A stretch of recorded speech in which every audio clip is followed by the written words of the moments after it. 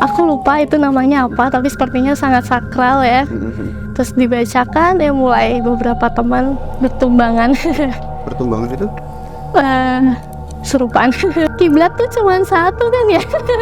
Dan saya ngehnya yang pada sholat hadap tembok masing-masing, bukan hadap kiblat, bah. Jadi mobil tuh udah hancur, udah gepeng gitu, terus berhenti di rumah kosong. Kembali di channel PSK pada sebuah koma.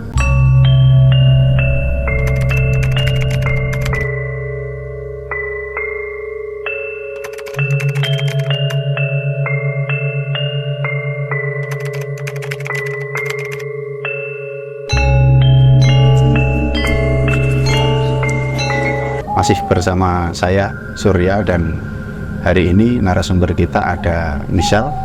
Jadi kalau teman-teman penikmat PSK ini bertanya-tanya kenapa Michelle ini menggunakan kostum yang sedikit agak berbeda. Jadi ceritanya ini hari ini Michelle itu ada pemotretan. Jadi Michelle ini muse make up, dan setelah selesai acara langsung kita culik, kita bawa ke sini. Gimana Michelle kabarnya? Baik kabar. Baik ya. Ini tadi habis acara apa ini kok pakai kayak gini? Kebetulan lagi job gitu ya. Sebagai model makeup, di makeupin oleh istrinya Abah gitu. Terus kebetulan ketemu Abah juga. Sekalian ya? Iya, jadi bisa tiba-tiba ngobrol di sini. Katanya itu punya cerita yang agak di luar nalar manusia. Itu kapan? Dulu waktu SMA. SMA iya, berapa? Sekitar tahun 2017 atau 18-an lah. Kan sekarang saya sudah selesai kuliah. Itu berarti sekitar 5 tahun yang lalu. Ya. Yang lalu. Jadi ada acara kemah tuh, di salah satu tempat di kaki Gunung Ungaran kalau nggak salah. Di Kabupaten Semarang. Di Kabupaten Semarang. Memang tempatnya barak gitu ya, tempat istirahatnya itu berjejer-jejer gitu. Iya, rumah besar, bangunan besar yang tidurnya bareng-bareng gitu di satu angkatan, di satu sekolah tuh tidurnya sama gitu di tempat tuh. Yang ikut kemah itu teman satu kelas apa satu angkatan?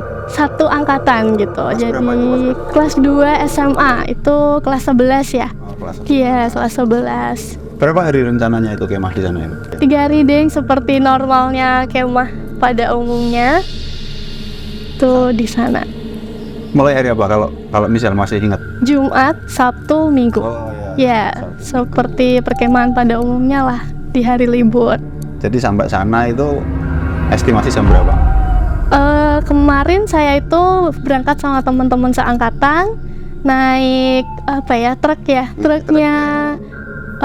salah satu. Oh, truknya tentara? Ini ya, salah satu tim tim itu terus naik bareng-bareng, satu kelas di truk yang sama. Jadi tiap truk itu kelasnya beda-beda gitu. Berangkat ke sana sekitar 30 sampai 1 jaman, 30 menit sampai 1 jam. Tuh sampai sana udah siang mau ke sore gitu hari Jumat. Masih pakai pramuka full gitu. Iya. Pramuka. Berarti normal ya? Maksudnya sampai sana aktivitas segala macamnya normal ya? Iya, normal. Bahkan memang menyadari juga saya sebagai anak sekolah yang cuek, hari-harinya seneng-seneng aja main-main sama teman-teman. Terus paling bete kalau harus kemah karena tempatnya dingin lah, terus jauh dari orang tua juga, nggak tahu di sana makannya gimana, lingkungannya gimana, jadi serba baru. Ya itu bedanya. Kalau anak kota itu kalau kemah itu males. Tapi kalau Abah karena orang desa dan beca kemah itu seneng. Iya. Karena pergi. Oh iya. Nah, mulai keanehan itu di malam pertama atau malam kedua? Mulai keanehan itu di malam kedua kalau nggak salah ya. Kalau nggak salah sekitar malam kedua itu. Di malam pertama nggak ada gangguan apa-apa. Iya, normal. Acara pramuka seperti biasa, malamnya kumpul-kumpul makan, habis makan bersih-bersih terus istirahat. Yang hari pertama. Nah, hari kedua mulai padat, banyak acara dari pagi kayak olahraga, makan, terus dapat materi dari tim sana lah. Terus sorenya kegiatan lagi, jalan-jalan keliling daerah sana lah, daerah pegunungan itu. Terus balik, sore mulai makan, istirahat, terus ya tidur itu. Intinya pas hari itu full capek pokoknya. Iya, capek banget sepertinya ya. Capek banget, makanya itu mungkin yang jadi culture shock saya. Tiba-tiba dikirim ke tempat sana yang ya suasananya beda banget. Selesai acara jam berapa itu? Selesai acara sekitar jam 8 malam. Jam berapa? Tapi jam 8 malam masih disuruh kumpul lagi untuk upacara lagi, terus pembacaan ya kayak pramuka api unggun. Oh, ada api unggunnya? Iya, ada api unggun, ada pembacaan teks yang aku lupa itu namanya apa, tapi sepertinya sangat sakral ya.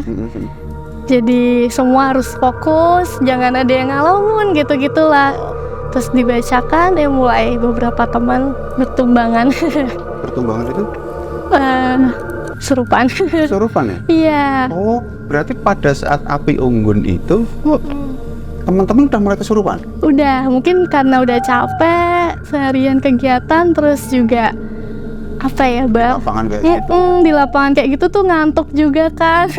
Ngantuk tapi harus fokus gimana ya. Jadi mungkin pikirannya udah nggak fokus, udah kemana-mana. Banyak yang kesurupan? Kalau dengar dari teriakannya mungkin banyak ya, tapi sejauh saya mengerti, teman yang saya kenal dekat itu nggak ada. Jadi mungkin itu dari kelas lain, teman-teman kelas lain yang aku mungkin kurang kenal gitu. Ini gini, biasanya kalau di tempat bumi perkemahan kayak gitu, dimanapun pernah beberapa kali di bumi perkemahan itu kan biasanya ada dari pengawas atau yang ada di situ, pengurusnya itu memberi wejangan-wejangan, tidak boleh gini, tidak boleh gini, tidak boleh. Di situ ada nggak? Ada. Itu dari hari pertama datang, tentaranya udah ngasih peringatan gitu ya, yang nganterin kami. Guru-guru juga sudah kasih peringatan, harus seperti apa, jangan gimana, harus bagaimana. Aturan-aturan itu? Iya, seperti nggak boleh ke kamar mandi sendirian, harus bertiga. Itu aneh sih. Harus bertiga, itu yang jadi pertanyaan besar buat saya. Kenapa harus bertiga? Minimal bertiga atau memang harus bertiga? Harus bertiga. Mungkin boleh lebih dari itu, tapi nggak boleh kurang dari 3 orang. Berdua aja nggak boleh, apalagi sendiri. Ini agak aneh ini. Iya. Saya baru dengar ada semacam peringatan kok. Iya. Minimal 3 orang itu. Jadi ketika itu dikasih tahu, berarti kalau anak-anak atau teman-teman yang misal ke kamar mandi 3 orang. Iya, kebetulan jadi harus 3 orang, dan repotnya di situ karena 3 orang jadi sering mondar-mandir ke toilet. Dari pihak sekolah jadi membatasi gitu. Kalau bisa ditahan, jangan ke toilet terus. Takutnya jadi ngobrol kan, karena mungkin cewek-cewek kalau 3 orang kumpul kan di kamar mandi bisa ciwi-ciwi gimana sih. Jadi dan lah, atau mungkin kabur dari acara gitu. Cowok-cowok pun sama gitu. Jadi diwajibkan untuk 3 orang. Setelah teman-teman tadi kesurupan, istirahatlah. Iya, akhirnya semua nggak usah peduliin teman-teman yang teriak-teriak tadi, suruh segera bersih-bersih, langsung balik ke barak untuk istirahat. Keanehan belum terasa ya waktu itu ya? Belum, itu masih ya main-main lagi sama teman-teman, nyoba ngelilingin kawasan situ, karena mungkin beberapa anak SMA seperti biasa penasarannya tinggi ya. Jadi malam pun tetap jalan-jalan, tapi tetap dikasih batasan sekitar jam 11 itu udah harus hening, nggak boleh ada suara, harus istirahat. Nah, kejadian aneh yang Michelle alami itu setelah itu, pas istirahat itu? Iya, pas hari kedua mungkin lelah banget. Akhirnya kami semua istirahat, tapi kebetulan yang jadi pertanyaan besar saya adalah nggak bisa istirahat itu. kayak mau tidur, ngantuk, capek banget, tapi dimeremin nggak merem-merem gitu, nggak segera tidur. Cuman akhirnya ya karena mikir besok harus acara, mau nggak mau harus tetap istirahat. Jadi di mindset langsung mikir deh merem aja, siapa tahu udah bisa tidur dan besok pagi langsung bisa aktivitas lagi gitu. Sampai ke kamar mandi katanya. Iya, akhirnya di malam itu saya tidur udah nyenyak sih sepertinya karena telat karena memang capek. Tapi di jam 2, karena saya ngeh kenapa itu jam 2, karena dulu SMA tuh saya pakai jam jam yang anti air yang memang mau badai pun nggak akan lepas ya. Dan saya juga pelupa, jadi saya tetap pasang jam tangan terus, tidur pun tetap pakai. Nah waktu itu kebangun, Sempet lihat jam ya Bu? kebetulan lihat jam dan itu jam 2 gitu. Nah datang ke tempat kemah ini, saya inget kan tadi peraturannya harus bertiga ke toilet Iya, gitu. Nah di jam 2 itu saya sangat ingin buang air kecil gitu karena suasananya dingin. Kalau di sana. Dingin banget. Terus akhirnya mau nggak mau harus segera ke toilet nih. Tapi karena inget peringatan petugasnya tadi kalau harus bertiga, saya bangunin temen-temen tuh, siapapun yang bisa temenin saya, siapa tahu mereka bangun bisa temenin saya ke toilet gitu. Tapi kebetulan malah nggak ada yang bangun Mbak, jadi mau nggak mau saya harus ke toilet sendiri. Berarti udah nyoba bangunin teman-teman ya itu ya? Sudah, tapi kan mungkin semuanya capek, semuanya lelah, dan saya pun juga sudah sangat ingin buang air kecil gitu ya. Sampai pada akhirnya berangkat sendiri? Nah, sampai pada akhirnya saya ke toilet sendiri. Yang pada saya inget banget nggak boleh ya berdua, apalagi sendirian gitu, harus bertiga. Tapi mau nggak mau saya harus ke toilet sendiri. Nah, kenapa reasonnya dari tentara itu saya nggak mundur kembali ya? Kenapa nggak boleh bertiga kalau di toilet tersebut? Karena satu harus jaga di luar toilet, satu harus jaga di pintu depan toiletnya ya, dan satu mungkin yang mau ke toiletnya. Nah kalau mau ke toilet semua tiga-tiganya ya bergiliran dengan sistem atau modenya seperti itu gitu. Nah Iya, paham. Mbak. Jadi satu di luar, satu depan toilet, satu yang Iya, di dalam. ya pokoknya kok mereka mau kebelet ya gantian aja lah Padahal posisinya. pas itu misal sendirian. Iya. Padahal saya sendirian waktu itu. Lah itu nggak berpikiran apa-apa gitu, nggak berpikiran. Sama sekali Bang, karena ya anak kecil, maksudnya kebangun karena pengen buang air kecil dan memang kondisinya dingin sekali. Dan udah berusaha bangunin teman-teman sekitar dan nggak bangun, mau nggak mau harus segera ya, atau nggak masa saya mau ngompol di situ kan juga nggak mungkin ya. Jadi saya akhirnya ke toilet sendiri. Nah, yang terjadi Nah, yang terjadi adalah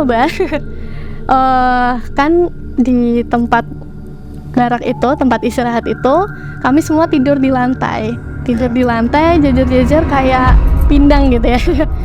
Kayak sebelahan semua.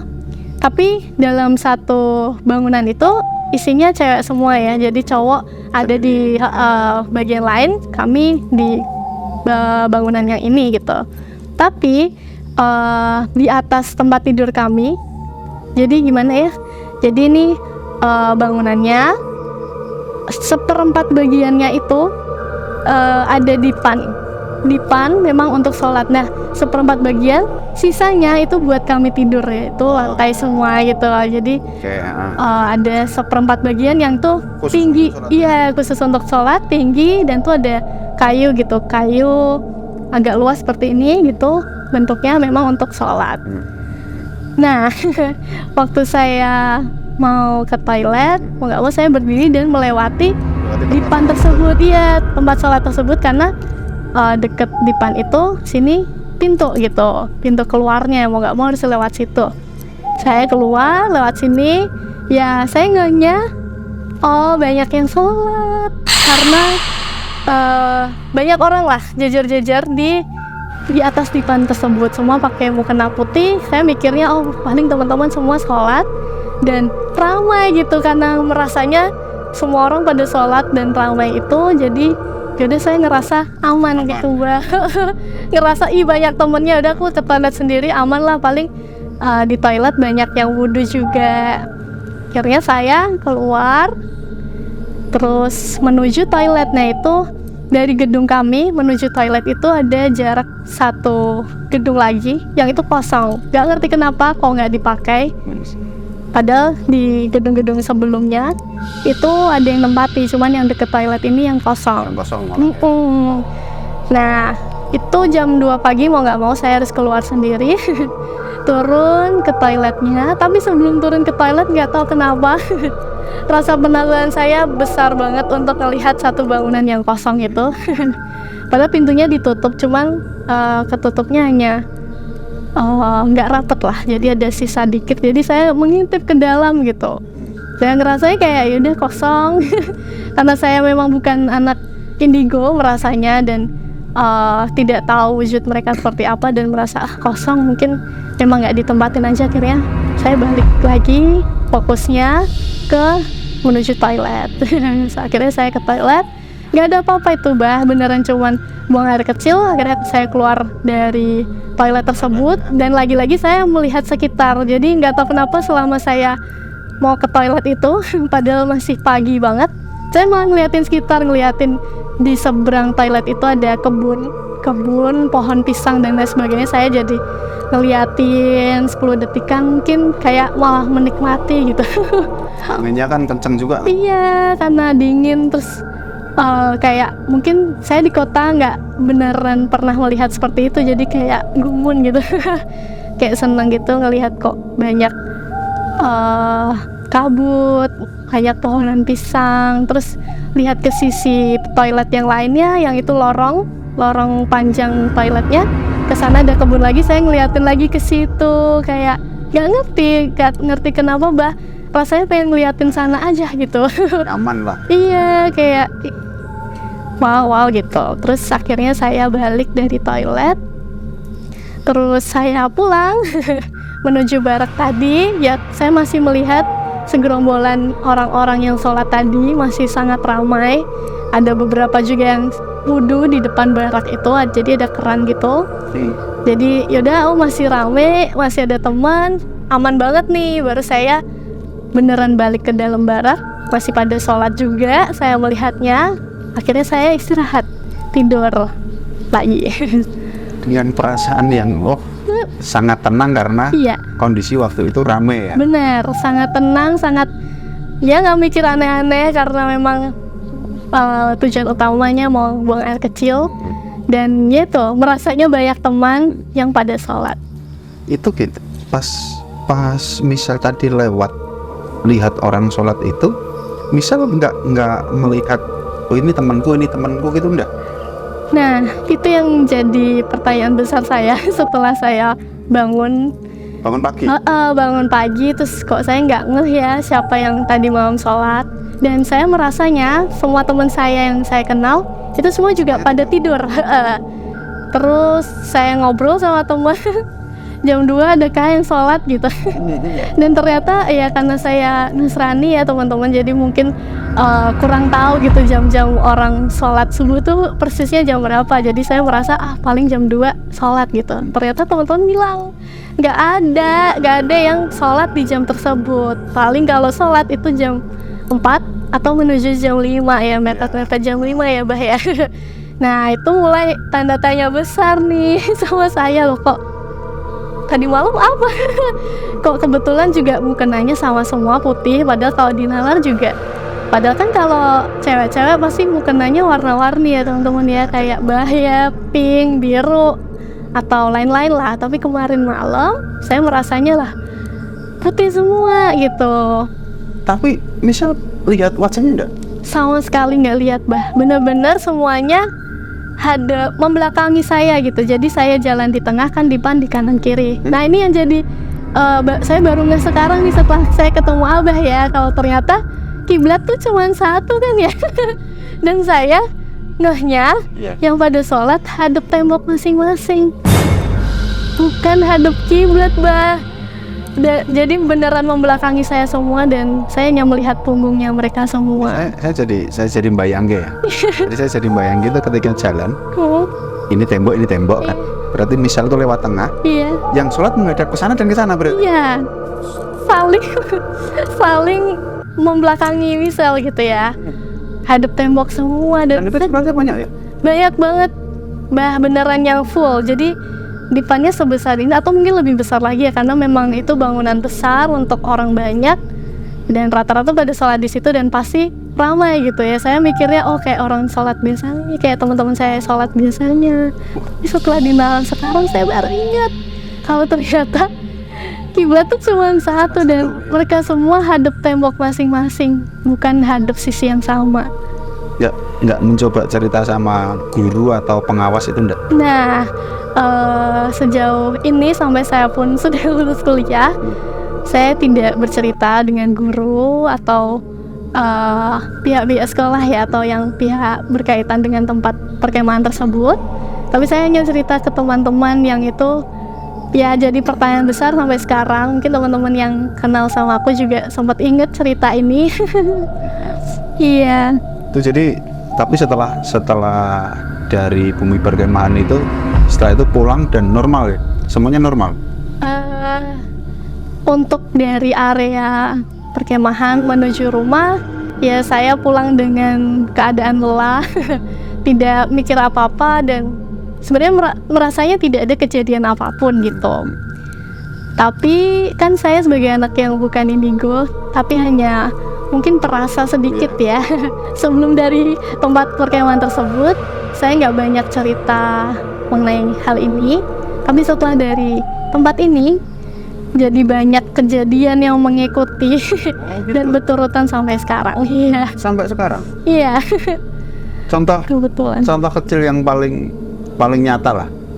Misalnya. Kecil paling nyata, habis SMA saya lulus kan kuliah. Nah ini yang saya paling ingat banget dan saya sempet itu masa COVID ya, masa COVID apapun online dan tugas tuh sering bikin video dan paling enak adalah malam karena itu sangat hening, tenang dan nyaman lah suasananya. Waktu saya lagi rekam video, saya lagi ngobrol sama tugas saya dan sama diri saya sendiri, lagi bikin skrip. Barang di belakang saya jatuh dan itu kerekam video gitu. Padahal kamar saya cukup tertutup, malam juga nggak ada angin atau jendela pun tidak terbuka. Dan itu jadi pertanyaan besar, kenapa barang itu bisa jatuh itu. Iya. Kalau